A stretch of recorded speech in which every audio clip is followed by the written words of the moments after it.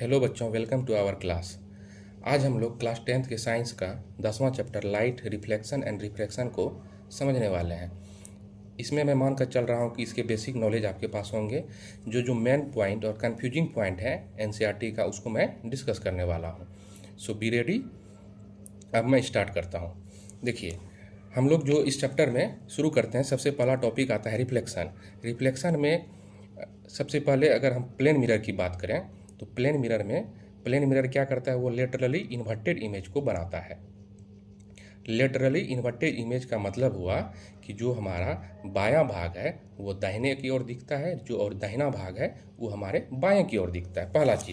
पहला चीज़ अगर इसको हम समझें तो एक हो गया लेटरली इन्वर्टेड इमेज। दूसरा चीज़ अगर प्लेन मिरर में अगर हम लोग बात करें तो यह वर्चुअल एंड इरेक्ट इमेज बनाता है। और तीसरा जो मोस्ट इम्पोर्टेंट चीज़ है, जो कि आपको न्यूमेरिकल के फॉर्म में पूछा जा सकता है, कि जो अगर ये मान लीजिए एक प्लेन मिरर है अगर और ये एक ऑब्जेक्ट है, मैं इसको ओ से इंडिकेट कर रहा हूँ, तो जो जितना डिस्टेंस पे ऑब्जेक्ट की दूरी होती है सेम डिस्टेंस पे यहाँ पे हमारा इमेज बनेगा। कहने का मतलब कि अगर ये 2 मीटर की दूरी पर है तो ये भी 2 मीटर की दूरी पर होगा। तो प्लेन मिरर में मेन ये 3 पॉइंट समझने लायक है। और अगर हम अब स्फेरिकल मिरर पर आएँ तो स्फेरिकल मिरर में मेनली हम लोग दो पढ़ते हैं, कनकेव मिरर और कन्वेक्स मिरर।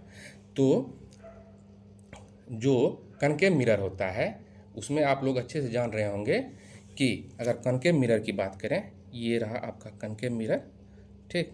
ये इसका जो होता है पॉलिश सरफेस होता है, और ये इधर का जो होता है ये रिफ्लेक्टिंग सरफेस होता है, ठीक। ये हम लोग क्या प्रिंसिपल एक्सिस डाउन करते हैं, ये हो जाता है पोल, ये अगर फोकस हो गया, और ये हो गया सेंटर ऑफ कर्वेचर। तो हम लोग इस चीज़ से अच्छे से वाकिफ़ हैं। इन्फिनिटी से लेके फोकस तक में जो भी मतलब कहीं भी अगर ऑब्जेक्ट का पोजीशन हो तो हमेशा रियल और इन्वर्टेड इमेज बनता है। लेकिन जब फोकस और पोल के बीच में अगर हमारा ऑब्जेक्ट होता है तो हमेशा वर्चुअल और इरेक्ट इमेज बनता है। तो ये चीज़ ये सिर्फ कॉनकेव मिरर के केस में होता है। बाकी अगर हम बात करें वर्चुअल इमेज की बात, तो कॉनकेव में जब फोकस और पोल के बीच में हो और कॉन्वेक्स मिरर में कहीं भी पोजीशन होता है तो हमेशा वर्चुअल इमेज बनता है, जैसा कि आप यहाँ अच्छे से समझ सकते हैं।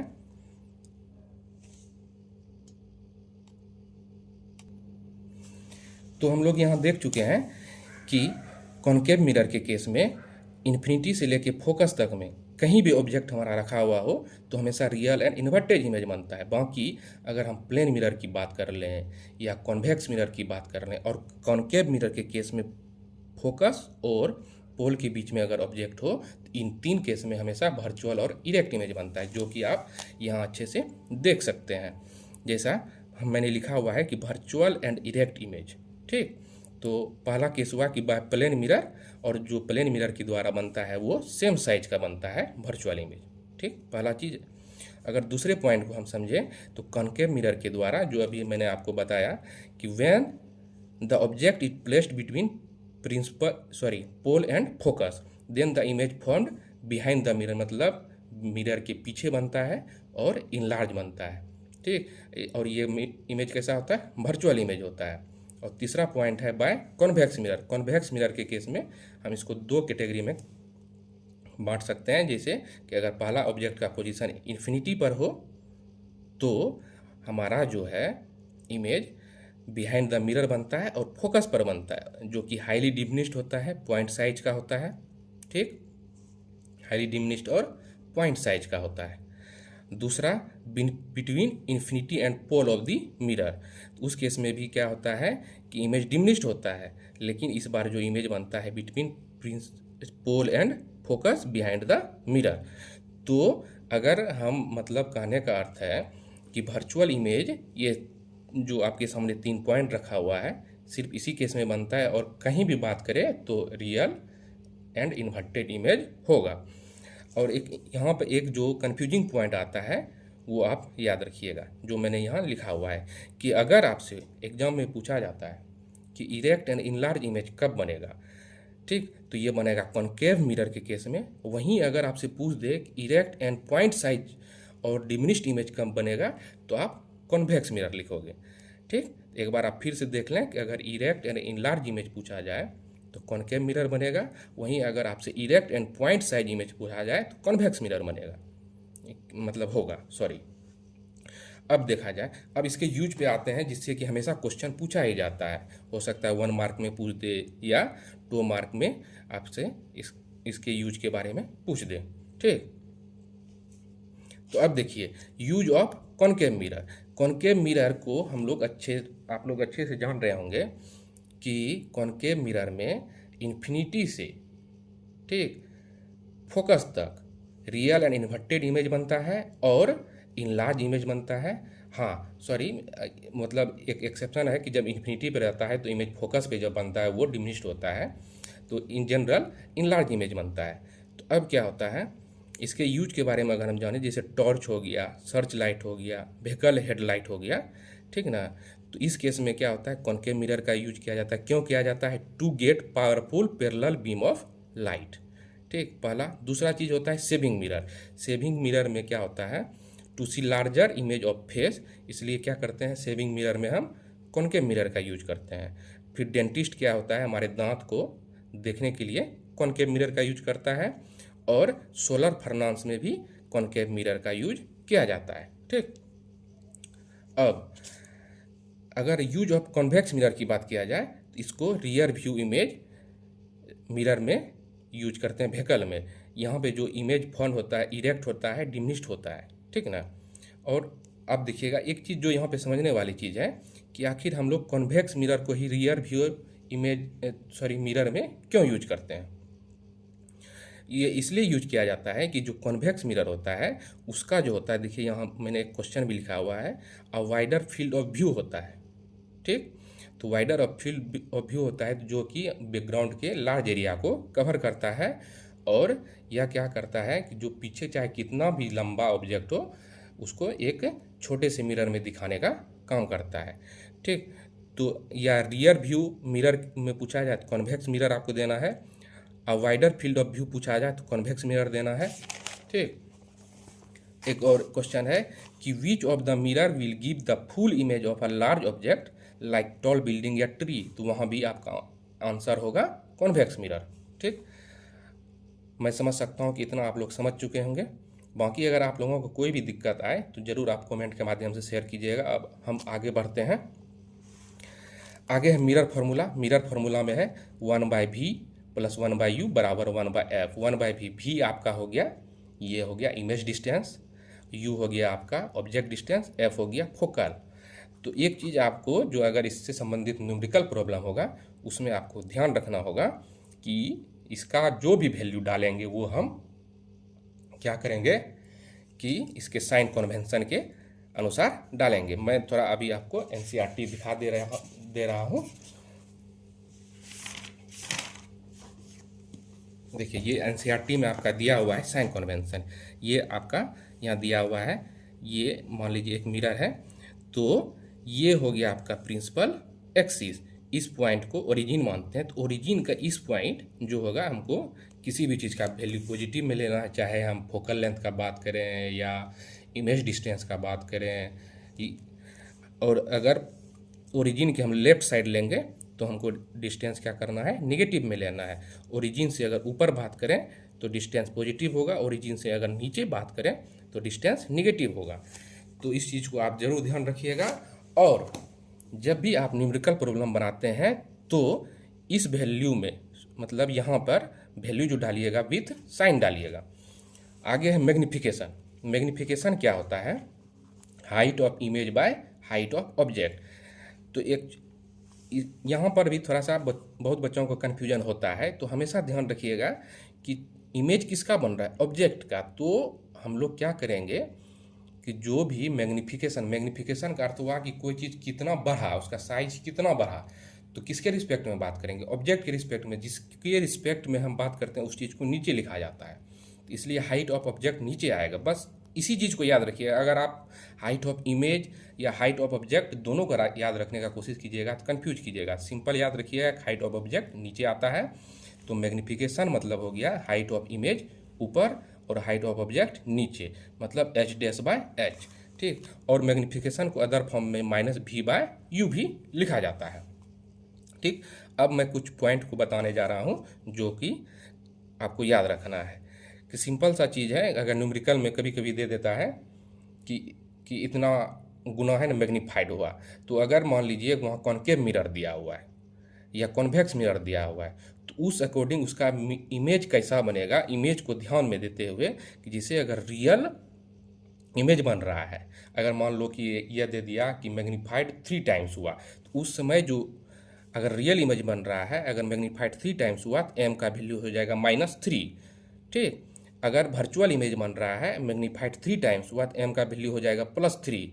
तो अदर वे में याद रख सकते हो कि जब रियल इमेज बनता है तो मैग्नीफिकेशन का वैल्यू नेगेटिव में आता है, और जब वर्चुअल इमेज बनता है तो मैग्नीफिकेशन का वैल्यू पॉजिटिव में आता है। ठीक, आगे देखिए,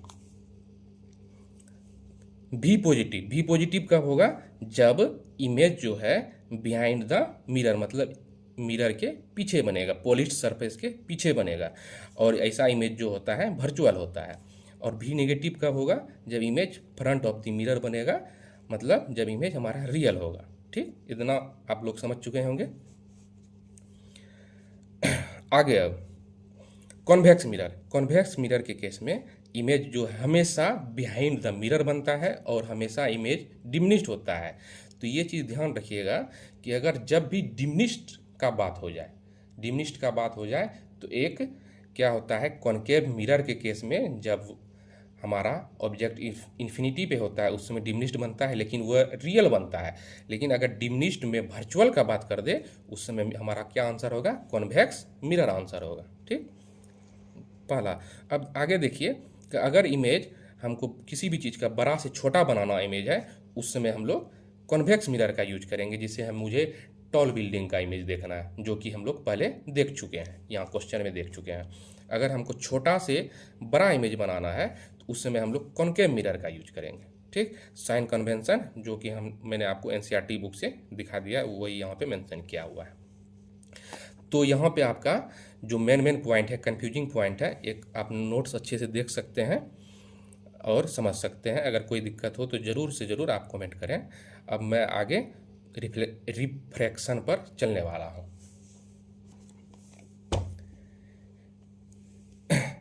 देखिए, जो रिफ्लेक्शन होता है उसमें माना जाता है कि जो लाइट है हमारा, ठीक ना, और रिफ्रैक्शन भी, ये दोनों केस में माना जाता है कि लाइट जो है हमारा पार्टिकल नेचर का है।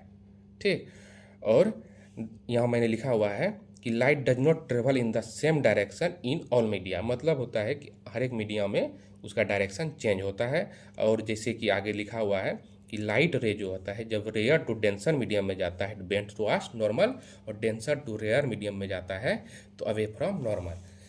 जैसे मान लीजिए यह एक सरफेस हो गया जो कि दो मीडियम को बांट रहा है। अगर ये मान लीजिए एयर हो गया और ये मान लेते हैं सपोज वाटर मीडियम हो गया, तो एक हम लोग नॉर्मल ड्राइव करते हैं। अब मान लीजिए ये रे आया, ठीक, ये हो जाएगा एंगल ऑफ इंसिडेंस। तो ये जो वाटर है एयर के रिस्पेक्ट में क्या हुआ, ये डेंसर मीडियम हुआ, तो ये टुवर्ड्स द नॉर्मल होगा। ठीक, और ये आपका हो जाएगा एंगल ऑफ रिफ्रैक्शन। अगर दूसरा हम डायग्राम देखें, ये मान लीजिए अगर सेम डायग्राम हम रखें, अगर ये भी एयर है ये भी वाटर है, ठीक, तो ये डेंसर हो गया। ये अगर रे इधर से जा रही है, ये हो गया हमारा एंगल ऑफ इंसिडेंस। और अब देखिए ये डेंसर से रेयरर में जा रही है, तो यहाँ पे क्या होगा, रे अवे फ्रॉम द नॉर्मल हो जाएगा, कुछ इस तरह से। ये हो जाएगा आपका एंगल ऑफ रिफ्रैक्शन। तो वही चीज़ है कि light does not travel in the same direction in all media, और जब रेयर से डेंसर में जाती है तो बेंड टुवर्ड्स नॉर्मल, और डेंसर टू रेयर जाती है तो अवे फ्रॉम नॉर्मल। देखिए एक आगे क्वेश्चन हम आप लोगों के लिए लिखे हुए हैं जो कि आपके एनसीईआरटी का ही है। What happens when a light ray is incident normally to the interface of two media. तो सिंपल सा चीज़ है कि जब नॉर्मल इंसिडेंट करेगा, आप सिंपल सा ये देखिए ऐसे समझ सकते हैं कि ये हो गया, ठीक ना, दो मीडियम को सेपरेट करने वाला। तो अगर लाइट रे ऐसे गिरती है, ठीक ना, तो यहाँ पे क्या हो गया कि एंगल ऑफ इंसिडेंस आपको कुछ नहीं दिख रहा होगा, मतलब कि ये जीरो हो जाता है। तो एक्चुअली हो जाता है कि no deviation takes place, no refraction occurs, light और the rays continue travelling in a straight line without changing direction. ठीक, ये चीज़ समझ में आ गया आपको। आगे देखिए, refraction is mainly due to change in speed of light as it enters from one transparent medium to another. Refraction का जो मेन काउज है वो क्या होता है कि जब लाइट रे एक मीडियम से दूसरे मीडियम में जाती है तो उसका स्पीड चेंज होता है, ठीक ना। जैसा कि हम पहले भी देख चुके कि अगर डेंसर मीडियम में जाती है तो उसका स्पीड क्या हो जाता है, स्लो हो जाता है और वो नॉर्मल की ओर झुक जाती है। और जब रेयर मीडियम में जाती है तो उसका स्पीड तेज हो जाता है और वो अवे फ्रॉम दी नॉर्मल जाती है। लॉज ऑफ रिफ्रैक्शन है, इसमें पहला लॉ आप लोग अच्छे से जान रहे होंगे, जो थोड़ा सा दूसरा लॉ उसको हम लोग समझते हैं। दूसरा लॉ जिसको कि स्नेल्स लॉ ऑफ रिफ्रैक्शन भी बोला जाता है, ठीक है ना। स्नेल्स लॉ ऑफ रिफ्रैक्शन, इसमें क्या है कि sine of incidence angle but sine of refracted angle, ये दोनों का जो रेशियो होता है एक कांस्टेंट होता है, ठीक ना। इसमें कंडीशन अप्लाई है, इस चीज़ को आपको अच्छे से याद रखना है कि for the light of a given colour and for the given pair of media, मतलब साइन आई बटे साइन आर जो कांस्टेंट होता है यह एक गिवन कलर और for the given pair of media के लिए कांस्टेंट होता है। अगर मतलब कि अगर मीडियम वेरी करेगा तो ये रेशियो भी वेरी करेगा, पहला चीज़। दूसरा चीज़ है कि this is true for angle, अगर इंसिडेंस एंगल जो है वो 0 से ज़्यादा हो और 90 डिग्री से कम हो तभी ये रेशियो कांस्टेंट होगा। तो ये दो इंपॉर्टेंट पॉइंट है, इसको आप अच्छे से याद रखिएगा। बाकी आप एक बार नोट्स को अच्छे से देख लें, फिर मैं आगे बढ़ता हूँ।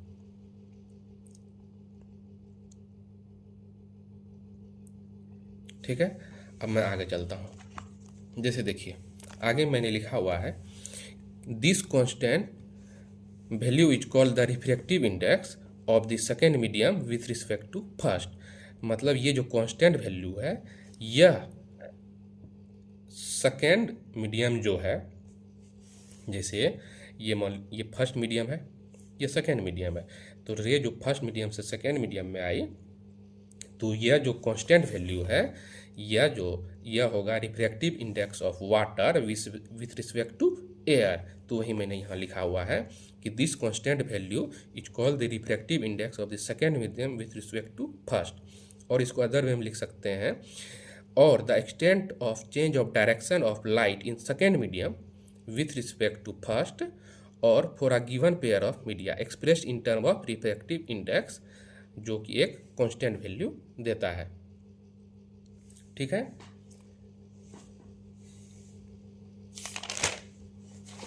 देखिए रिफ्रैक्टिव इंडेक्स को और हम अदर वे में भी डिफाइन कर सकते हैं। The refractive index can be linked to an important physical quantity, the relative speed of propagation of light in different media. ठीक, it turns out that light propagates with different speed in different media.